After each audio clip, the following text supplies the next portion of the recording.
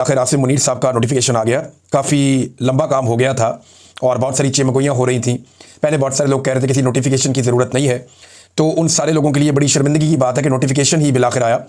और सदर पाकिस्तान की जानिब से दो नोटिफिकेशन जो है वो दो किस्म के सामने आए हैं। एक उन्होंने अंग्रेज़ी में ट्वीट किया जो प्रेसिडेंट ऑफ पाकिस्तान का अकाउंट है, और दूसरा उन्होंने उर्दू में ट्वीट किया, और दोनों के अंदर जो बताया गया वो एक ही चीज़ है। लेकिन जो नीचे नोटिफिकेशन है, अगर उन्हें आप गौर से देखें तो एक के अंदर जो अंग्रेज़ी में पहले किया गया उसमें डेट नहीं लिखी हुई, यानी आसिफ अली जरदारी के दस्तखत हैं। दोनों दस्तखत हैं, मामूली सा फ़र्क है, इतना तो हो ही जाता है हर एक का दस्तखत करते हुए। लेकिन जो तारीख है, तारीख का खाना खाली है, यानी 12/2025 लिखा हुआ है कि दिसंबर 2025। लेकिन जब आप इसका उर्दू वाली ट्वीट देखते हैं जिसमें बताया गया कि जरदारी साहब ने फील्ड मार्शल आसिम मुनीर की बैत वक्त, यानी एक ही वक्त में उन्हें आर्मी चीफ और CDF chief of the defence forces के लिए 5 साल के लिए बतौर आर्मी चीफ और चीफ ऑफ डिफेंस फोर्सेस तकर्री की मंजूरी दे दी है। और जो एयर चीफ है ज़हीर अहमद बाबर सिद्धू, इनकी मुद्दत मुलाजमत में 2 साल की तौसीह की गई है, और ये तौसीह शुरू होगी 19 मार्च 2026 से, जब वो पिछली तौसीह से रिटायर होंगे। तो ये इनको बार बार तौसीह मिल रही है। नवाज शरीफ साहब का बड़ा अच्छा ताल्लुक है इनके साथ, ज़हीर अहमद बाबर सिद्धू साहब के साथ, और उसी ताल्लुक की बुनियाद के ऊपर इनको भी ऐसा लगता है कि तौसीह मिल गई है। तो आसिम मुनीर साहब अब आर्मी चीफ भी हैं, फील्ड मार्शल भी हैं, CDF भी हैं, ताहयात इस्तिस्ना भी है उनके पास, ताहयात मुराद भी है उनके पास। फील्ड मार्शल के ओहदे से अगर उन्हें हटाना है तो हटाने के लिए भी आपको सदर की इम्पीचमेंट जैसा एक मुश्किल रास्ता इख्तियार करना पड़ेगा। बहरहाल आसिम मुनीर साहब के लिए अब नए चैलेंजेस होंगे, और कहा तो ये जा रहा है जनाब एक नया दिन शुरू होने जा रहा है आज के दिन से, और एक नई उड़ान होगी। तो आसिम मुनीर का अपना स्टेटमेंट क्या है पहले वो देखते हैं, फिर आपको बताते हैं कि उनके लिए चैलेंजेस ऐसे कौन से हैं जिसका उन्हें सामना करना पड़ेगा। तो एक तो ये उर्दू वाली जो ट्वीट बाद में की गई, इसमें फिर 4 दिसंबर की डेट दे दी गई, और जो पहले वाली थी उसके अंदर कोई डेट नहीं थी। अब आ जाए आसिम मुनीर साहब ने क्या कहा फौरी तौर पे, जो उनका पहला स्टेटमेंट है वो क्या है। चीज़ें बेहतरी की जानिब जा रही हैं, पाकिस्तान यहां से अब ऊंची उड़ान की तरफ जाएगा। ये आसिम मुनीर साहब का पहला स्टेटमेंट है। ऐवान सदर में ये जो किर्गिस्तान के सदर आए हुए हैं उनसे मुलाकात के मौके पर इन्होंने सहाफ़ियों से कोई गैर रस्मी मुलाकात की है और कहा कि सब ठीक है और सब आपके सामने है, चीज़ें बेहतरी की तरफ जा रही हैं और पाकिस्तान यहां से अब ऊंची उड़ान की तरफ जाएगा, ये फील्ड मार्शल ने कहा। अच्छा, अब जरा देख लेते हैं कि फील्ड मार्शल के लिए जो बड़े चैलेंजेस होंगे आसिम मुनीर साहब के लिए वो क्या होंगे। पहला बड़ा चैलेंज जो इनके लिए है वो है इमरान खान को तोड़ना, इमरान खान को कमज़ोर करना, उसे डरा हुआ दिखाना, या इमरान खान साहब को शिकस्त देना। यह काम वो गुज़िश्ता 3 साल में नहीं कर पाए। इन गुज़िश्ता 3 सालों में दर्जनों लोग कत्ल हो गए सिक्योरिटी फोर्सेस के हाथों। 1 लाख से ज़ायद घरों के ऊपर जो है चादर और चार दीवारी का तकद्दुस पामाल किया गया। 25-30 हज़ार बंदा इन्होंने गिरफ्तार करके जेलों के अंदर डाल दिया। इमरान खान साहब की बहनों को गिरफ्तार किया, भांजों को गिरफ्तार किया, फौजी अदालत में एक भांजे का केस चलाया, बीवी को गिरफ्तार किया, सारी की सारी पार्टी का बेड़ा गर्क कर दिया। लेकिन इसके बावजूद 3 साल से इमरान खान साहब को तोड़ना या कमज़ोर करना आसिम मुनीर साहब के बस से बाहर रहा। तो क्या अब वो इमरान खान को तोड़ पाएंगे? बड़ा सवाल ये है। दूसरा, मईशत। अब क्योंकि फील्ड मार्शल जिम्मेदारी लेते हैं मईशत की, नॉर्मली ये फौजी की रिस्पॉन्सिबिलिटी नहीं होती, वो अपना दिफा का काम करता है। लेकिन ये जो फील्ड मार्शल है ये हुकूमत की तरह प्रिटेंड करते हैं, ये ऐसा दिखाते हैं जैसे सारा निज़ाम ये कंट्रोल कर रहे हैं और इसमें बड़ा फख्र महसूस करते हैं। तो अब मईशत जो है वो इनके लिए एक बहुत बड़ा चैलेंज है। SIFC जो है वो नाकामी की एक बड़ी दास्तान बन चुकी है, वहाँ से कोई कामयाबी कैसे निकले। इन्वेस्टमेंट पाकिस्तान में कोई नहीं आ रही, बेरोजगारी का रिकॉर्ड टूट गया है, कम तरीन सरमायाकारी का रिकॉर्ड टूट गया है, महंगाई का रिकॉर्ड टूट गया है, कर्जों का रिकॉर्ड टूट गया है। यानी इतने कर्जे इन्होंने ले लिए हैं कि तारीख में इतने कर्जे नहीं लिए थे। तो पाकिस्तान के अंदर मईशत का जो भट्टा बैठ गया है उसका इनके पास कोई हल है फिलहाल तो दिखाई नहीं दे रहा। फिर तीसरा जो बड़ा चैलेंज होगा वो होगा अवामी एतमाद की बहाली।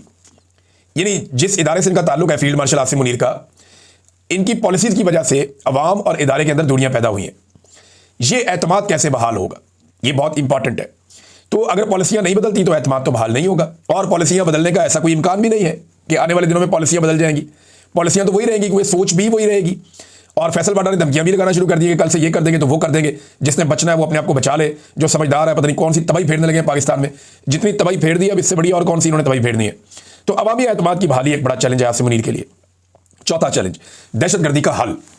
अब जिस तरीके से ये दहशतगर्दी का मसला हल कर रहे हैं, इस तरीके से गुज़िश्ता कई दहाइयों से यह मसला हल नहीं हुआ। दहशतगर्दी के मसले का हल ऑपरेशन की बजाय डायलॉग के अंदर है। आप ऑपरेशन करते हैं, सूबाई हुकूमतों को और तमाम स्टेक होल्डर्स को एतमाद में लेते हैं, फिर आप एक ऑपरेशन करते हैं। अब ये इसके स्टेक होल्डर्स अफगानिस्तान में भी हैं, पाकिस्तान में भी हैं। बेशक हमारी बाढ़ लगी हुई है लेकिन इसके बावजूद बड़ा इन्फ्लुएंस है। दहशतगर्दी को अगर कंट्रोल करना है तो कबाइलियों को एतमाद में लेना पड़ेगा, सूबाई हुकूमत को, पुलिस को मजबूत करना पड़ेगा, क्योंकि पुलिस बेहतर अंदाज में जो सिविलियन है उनके साथ डील करती है। फौज का वो एक्सपीरियंस नहीं होता। लिहाजा दहशतगर्दी की लड़ाई को अगर तो फार्मूला सिर्फ बंदे मारने का रखना है तो फिर ये नहीं जीत पाएंगे और दहशतगर्दी पे कंट्रोल नहीं कर पाएंगे। ये एक बड़ा चैलेंज है। इमरान खान साहब ने इसका पूरा एक रोड मैप दिया हुआ है जिस पे अभी तक अमल दरामद नहीं हुआ। तो ये बड़ा चैलेंज है दहशतगर्दी का आसिम मुनीर साहब का चौथा बड़ा। और पांचवा, सियासी इस्तेहकाम। ये पहले दिन से आसिम मुनीर साहब की ख्वाहिश है कि सियासी इस्तेहकाम आ जाए। बाजवा साहब ने जब रिजीम चेंज ऑपरेशन किया तो उसके बाद से पाकिस्तान में सियासी इस्तेहकाम नापैद हो गया और उसकी एक बड़ी वजह इमरान खान साहब की जानिब से चलने वाली एक तहरीक, एक मुजामत और अवाम का बड़े पैमाने पर उस तहरीक और मुजामत के साथ जुड़ जाना है। सोशल मीडिया, ओवरसीज पाकिस्तानी या पाकिस्तान के अंदर जो साइलेंट सपोर्टर है इमरान खान के बहुत बड़े पैमाने पर, ये इसकी एक बड़ी वजह है। सियासी इस्तेहकाम पाकिस्तान में आ नहीं पा रहा और जब तक सियासी इस्तेहकाम नहीं होगा माशी इस्तेहकाम भी नहीं आएगा। और बहुत सारे जो आलमी सतह पर रिपोर्टें आई उनमें यह कहा गया बार बार कि आपको सियासी इस्तेहकाम पाकिस्तान में चाहिए, लेकिन नहीं हो पा रहा ना। तो ये एक बहुत बड़ी ख्वाहिश है जो पूरी नहीं हो पाई अभी तक। सियासी इस्तेहकाम आसिम मुनीर साहब कैसे लाएंगे? सियासी इंतकाम के साथ कभी भी सियासी इस्तेहकाम नहीं आता। उससे आप कुछ अरसे के लिए कुछ लोगों को दबा सकते हैं, लेकिन जैसे ही लोगों को मौका मिलता है वो फिर सामने आ जाते हैं। और इसी सियासी अदम इस्तेहकाम की वजह से कोई पाकिस्तान में सरमायाकारी नहीं करता, कोई पाकिस्तान में आना नहीं चाहता। इदारों के ऊपर एतबार खत्म हो गया, अदलिया बिल्कुल सरनगू हो गई है, पार्लियामेंट अपनी वक़्त खो चुकी है, मीडिया जो है वो बिल्कुल कैद हो चुका है, आज़ादी इज़हार राय पाकिस्तान में है ही नहीं, इंसानी हकूक़ की बदतरीन पामालियाँ। तो ये सारी चीज़ें आप इकट्ठी करें तो सियासी इस्तेहकाम नहीं दिखाई दे रहा। ये एक बहुत बड़ा चैलेंज है। छठा एक चैलेंज आसिम मुनीर साहब के लिए ये है कि आलमी सतह पर इंसानी और ख़वातीन के जो हकूक़ पामाल किए जा रहे हैं, इंसानी हकूक़ की पामालियाँ हो रही हैं, ख़वातीन के हकूक़ की पामालियाँ हो रही हैं और ये लगातार। मारंग बलूच देखें अभी भी वो जेल में है दीगर ख़वातीन के साथ। हालांकि कराची में अदालत ने उनके ऊपर जो दहशतगर्दी का एक इल्ज़ाम उन पर लगाया गया था कि ये दहशतगर्द है, उसमें उन्हें बाइज्जत बरी किया। अभी बड़े बड़े लोग इल्ज़ाम लगाते रहे लेकिन बाइज्जत बरी हुई वो। इसके अलावा अगर आप ये देखें, यास्मीन राशिद साहिबा, इमरान खान की जो अहलियाँ हैं वो भी इस वक्त जेल के अंदर हैं। सनम जावेद है, फलक जावेद हैं, दोनों बहनें, इनको भी अंदर रखा हुआ है। बहुत सारी दीगर और ख़वातीन हैं, इनको विक्टिमाइज किया जा रहा है। मखसूस नशस्तें ख़वातीन से एक बहुत बड़ा हक छीन लिया गया। तो आलमी सतह पर जो इंसानी हकूक़ की पामालियाँ हो रही हैं पाकिस्तान में, ये एक बड़ा सवाल पैदा हो जाता है कि इससे कैसे आसिम मुनीर साहब निपटेंगे। सातवां इशू ये है कि गंदे अंडों की ब्रांडिंग कैसे करेंगे। यानी जो गंदे अंडे उन्होंने इकट्ठे किए सारे और उनको लाकर इक़्तिदार में बिठा दिया। अब इनमें अक्सरियत गंदे अंडों की है, इन लोगों ने बहुत करप्शन की है अपने अपने दौर में और आज तक ये जवाब भी नहीं दे पाए। कवानीन को बदल के टेक्निकल बुनियादों पे इन्होंने अपने मामला एनआरओ कर करके ख़त्म किए। अब इन गंदे अंडों की ब्रांडिंग कैसे करनी है, क्योंकि आठवां इशू इसके साथ जुड़ा हुआ है कि अब इनके पास 5 साल और हैं, 5 साढ़े 5 साल कहा जाता है। कोई लोग कहते हैं कि 2031 तक जाएंगे, मार्च 2031 तक भी लोग कहते हैं। बहरहाल जहाँ तक भी जाना है, ये तो अल्लाह ताला जानता है कौन कहाँ तक जाएगा और कब किसका वक्त खत्म हो जाएगा। मेरा रब ज़्यादा बेहतर जानता है। इंसान तो प्लानिंग 100 साल की करता है तो पल की खबर नहीं, सामान 100 बरस का और पल की खबर नहीं, ये मिसरा याद रखिएगा। अच्छा, आठवां प्रॉब्लम ये आएगा अगर तो ये लंबा लिंगर ऑन कर गए कि इलेक्शन में अपने लोगों को दोबारा कैसे जितवाएं। पूरी दुनिया में जो थू थू हुई है 2024 के इलेक्शन पे, क्या दोबारा पाकिस्तान एक ऐसे इलेक्शन का मुतहम्मिल हो सकता है? ये वो बड़े सवालात हैं जो आसिम मुनीर साहब के सामने खड़े होंगे पहले दिन से। और क्योंकि वो सिर्फ एक आर्मी चीफ नहीं अपने आप को कहते, वो अपने आप को पाकिस्तान का मसीहा बनाकर पेश करते हैं कि मईशत भी मैं ठीक करूंगा, खारजा पॉलिसी भी मैं ठीक करूंगा, पाकिस्तान के समाजी और माशरती मसाइल भी मैं ठीक करूंगा, पाकिस्तान कैसे चलेगा ये भी मैं तय करूंगा, पाकिस्तान की खुशहाली भी मैं लेकर आऊंगा। लेकिन उनका ये काम नहीं है करने का, उनका काम सिर्फ दिफा का है, जो काम पाकिस्तान की फौज अच्छा कर लेती है। तो दिफा का काम ही खाली करते तो बेहतर था। नंबर 2, एक और बड़ी खबर है नादरीन, और ये खबर है आसिम मुनीर साहब के हवाले से एक और चैलेंज खड़ा हो गया। अमेरिका में 44 रिप्रेजेंटेटिव हैं और ये जनाब कांग्रेसमैन हैं, ये सारे के सारे 44। इन्होंने जो कांग्रेस मेंबर्स हैं, इन्होंने एक लेटर लिखा है सेक्रेटरी रूबियो को, मार्को रूबियो को एक लेटर लिखा है इन्होंने। और इस लेटर के अंदर बहुत सारी चीज़ें हैं, मैं आपके साथ शेयर कर देता हूँ। नंबर 1 तो इन्होंने लिखा जी, ये एक ट्रांस नेशनल रिप्रेशन हो रही है, यानी जो लोग अमेरिका में रहते हैं या ओवरसीज अमेरिकन हैं उनके ऊपर दबाव डाला जा रहा है पाकिस्तान की जानिब से या पाकिस्तानी एहलकारों की जानिब से। लगातार हरासा किया जा रहा है, या इन लोगों को हरासा किया जाता है या इनकी फैमिली जो पाकिस्तान में मौजूद हैं उनको पकड़ा जाता है और उनके ज़रिए से जो ओवरसीज पाकिस्तानी है उनके ऊपर दबाव डाला जाता है अमेरिका में। तो इसे कहते हैं जी ट्रांसनेशनल रिप्रेशन। अब इस मामले पे इस लेटर ने सबसे पहले आवाज़ उठाई। इसके बाद जी इसमें मिसाल दी अहमद नूरानी की, सलमान सूफी वगैरह की। अहमद नूरानी की आपको याद होगा ना कि 2 भाई उठा लिए थे और जबरी तौर पे लापता कर दिए थे, उनको टॉर्चर किया गया। जिस हालत में वो वापस आए वो भी हम सब जानते हैं और अब उन्हें पाकिस्तान से बाहर आने की इजाज़त भी नहीं है। फिर इसी लेटर में जो इलेक्शन के अंदर धांधली हुई पाकिस्तान में, जो इंसानी हकूक़ की पामालियाँ लगातार पाकिस्तान में हो रही, ख़ास तौर पे बलूचिस्तान का जिक्र किया गया और इमरान खान साहब की जो नाजायज़ कैद है इसका भी इस लेटर के अंदर बाकायदा आवाज़ उठाई गई। साथ में जो पाबंदियाँ, अब इसमें जो मुतालबा है वो ये है कि पाबंदियाँ लगाई जाएँ, असासे जब्त किए जाएँ और कार्रवाई की जाए। और ख़ास तौर पर आसिम मुनीर साहब का नाम लेकर बार बार उन्हें टारगेट किया गया इस लेटर के अंदर। और ये 44 लोग हैं कांग्रेसमैन जिन्होंने मार्को रूबियो को ये लेटर लिखा है। ना सिर्फ उन्होंने ये लेटर लिखा बल्कि उन्होंने चंद सवालात भी पूछे हैं और इनका जवाब भी तलब किया है। 17 तारीख तक वो कहते हैं जी 17 दिसंबर तक आप हमें इसके बारे में बता दें ताकि हमें इसके बारे में इंफॉर्मेशन मिल जाए। ये जो आखिरी सफ़ा है, क्योंकि ये 4 सफ़ात हैं और इसमें बल्कि ज़्यादा सफ़ात है। इसमें जो पहला सफ़ा है वहाँ से लेटर शुरू हो जाता है, दूसरा और तीसरे के ऊपर ये सवालात हैं, और इसके बाद मज़ीद 4 सफ़े हैं जिनके ऊपर दस्तखत हैं 44 कांग्रेसमैन के। अच्छा, अब जो सवालात इन्होंने पूछे हैं वो ये कि आसिम मुनीर का जो गैर जमहूरी किरदार और आमिराना हुक्मरानी है, क्या अमेरिका आसिम मुनीर और दीगर मिलिट्री ऑफिशियल पर बैन लगाया अमेरिका ने? इसके बाद एक और चीज़ उसमें उठाई, उन्होंने कहा जी कि इनके ऊपर बैन लगाना, पाबंदियाँ लगाना या जो मैग्निट्स्की सैंक्शंस हैं उसका भी इसमें तस्करा किया गया कि वो इन पर लगाई जाएँ। नंबर 2 ये उन्होंने पूछा कि ऐसी कौन सी चीज़ें हैं, यानी इसके अलावा, यानी जो कुछ पाकिस्तान में हो रहा है इसके अलावा और क्या ऐसा है कि जिसकी सूरत में पाकिस्तानी जो मिलिट्री हुकूमत है इसके ऊपर पाबंदियाँ लगाई जाए। यानी उन्होंने कहा जी कि ये इतना सारा कुछ पाकिस्तान में हो गया, सारा कुछ उन्होंने लिखा 3 सफ़ात में। फिर उन्होंने पूछा कि जनाब आप बताएं ये सारा कुछ हो गया है और क्या ऐसा हो कि आप पाकिस्तान की मिलिट्री हुकूमत के ऊपर आपको पाबंदी लगाएं या उनके ऊपर कोई सैंक्शंस लगाएं। फिर उन्होंने एक और सवाल पूछा कि अमरीकी हुकूमत इस बारे में क्या कर रही है कि अमरीकी शहरी जो पाकिस्तानी भी है ना, ओवरसीज पाकिस्तानी है तो वो अमरीकी शहरी है वहाँ पे, क्योंकि जो अमरीकी शहरियों पे जो दबाव डाला जा रहा है उनके खानदानों को पाकिस्तान में महफूज करने के लिए अमरीकी हुकूमत किस किस्म के इकदाम कर रही है, ये भी सवाल उठाया गया। फिर ये भी पूछा गया कि डोनाल्ड ट्रंप की शहबाज शरीफ से मुलाकात हुई, उससे पहले आसिम मुनीर से मुलाकात हुई, इन मुलाकातों में क्या ये मामला उठाए गए जिनका हमने तस्करा किया लेटर में, और अगर उठाए गए तो इनका फॉलोअप क्या है, किस किस्म की पाबंदियां लगवाई गई या लगाई गई, ये भी सवाल उन्होंने पूछा। फिर आखिर में उन्होंने एक बड़ा इंपॉर्टेंट क्वेश्चन किया, उन्होंने कहा कि आसिम मुनीर के साथ आप एंगेजमेंट करते हैं तो अमेरिका तो डेमोक्रेसी में मानता है, ह्यूमन राइट्स में मानता है, तो जब आप उनके साथ एंगेजमेंट करते हैं तो ऐसी एंगेजमेंट से जो अमेरिका के जमहूरियत और इंसानी हकूक के हवाले से पॉलिसी है उन उसूलों की खिलाफ वर्जी हो जाती है, क्या नहीं होती, ये भी उन्होंने पूछा। तो अब ये 5 चीज़ें उन्होंने पूछी हैं। मार्को रूबियो को लेटर आएगा जवाब में, तो फिर पता चलेगा कि वो इसका जवाब क्या देते हैं। लेकिन पाकिस्तान के अंदर अभी फिलहाल आसिम मुनीर साहब ने वो अचीव कर लिया जो वो अचीव करना चाहते थे। लेकिन पाकिस्तान ने इसमें क्या अचीव किया? कुछ भी नहीं। अगर आर्मी चीफ कोई और भी आ जाता तो पाकिस्तान को क्या फ़र्क पड़ता? कोई फ़र्क नहीं पड़ता। पाकिस्तान को फ़र्क पड़ेगा जब पाकिस्तान में मैंडेट का एहतराम किया जाएगा, जब इंसानी हकूक की पामालियाँ बंद हो जाएंगी, जब अदलिया आज़ाद हो जाएगी, मीडिया आज़ाद हो जाएगा, जब पाकिस्तान में आज़ादी इज़हार राय होगा, जब पाकिस्तान के अंदर रूल ऑफ लॉ होगा, जब पाकिस्तान में 2 नंबरी और फ्रॉड बंद हो जाएगा, जब पाकिस्तान में एहतसाब का एक गैर जानिबदार सिस्टम होगा जिसकी मौजूदगी में करप्शन कोई नहीं कर सकेगा, जब इदारे सियासत में मुदाखलत बंद कर देंगे, जब ये सारी चीज़ें हो जाएंगी ना, सिफारिश ये चीज़ें खत्म हो जाएंगी और अपनी मर्जी के बंदे इधर लगाओ उधर लगाओ, जब ये खेल खत्म हो जाएगा तो याद रखिएगा कि पाकिस्तान की किस्मत बदल जाएगी। अभी सिर्फ चंद लोगों की जिनकी तैनातियां उनकी किस्मत बदली है, पाकिस्तान की नहीं बदली।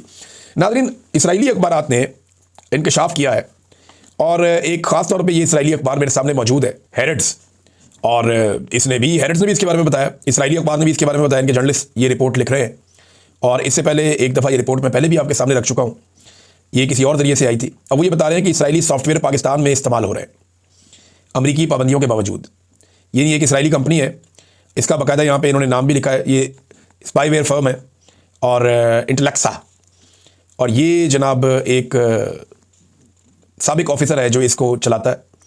अमेरिका ने इसके ऊपर पाबंदी लगाई हुई है लेकिन इसके बावजूद ये एक्टिव है, और पाकिस्तान जो है वो इस सॉफ्टवेयर को इस्तेमाल कर रहा है। सिर्फ पाकिस्तान नहीं कर रहा, सऊदी अरब भी कर रहा है और कुछ और जगह पे भी इस्तेमाल हो रहा है, ये इसमें कहा गया। लेकिन पाकिस्तान में जो रिपोर्ट है वो ये है कि दर्जनों अफराद की जासूसी की गई है, इसराइली सॉफ्टवेयर को इस्तेमाल किया गया है, और जिस कंपनी का ये सॉफ्टवेयर है उसके ऊपर अमेरिका ने पाबंदी लगा रखी है। और हाल ही में इसका पूरा एग्जाम्पल दिया गया, इस सॉफ्टवेयर के जरिए से वकील का मोबाइल फ़ोन हैक किया गया और उसकी मालूमात सारी हासिल की गई। ये जो नाज़रीन आपको कोई लिंक आ जाता है ना, कभी कभी आपको ईमेल में आ जाए या आपको मोबाइल फ़ोन में आ जाए, इस किस्म का कोई लिंक आपके पास आ जाए, चाहे वो खबर की सूरत में आए या आपकी अपनी खबर की सूरत में आए, तो आपने वो खोलना नहीं है जब तक कि आपको पूरा यकीन नहीं है। बाद वक़्त आप किसी लिंक को खोलते हैं आपका पूरा सिस्टम हैक हो जाता है। लिहाजा इसके लिए एक आसान तरीका मैं आपको और बताता हूँ, आपको कोई भी चीज़ आए उस चीज़ को फॉरवर्ड करें किसी आप एक्स्ट्रा डिवाइस के ऊपर।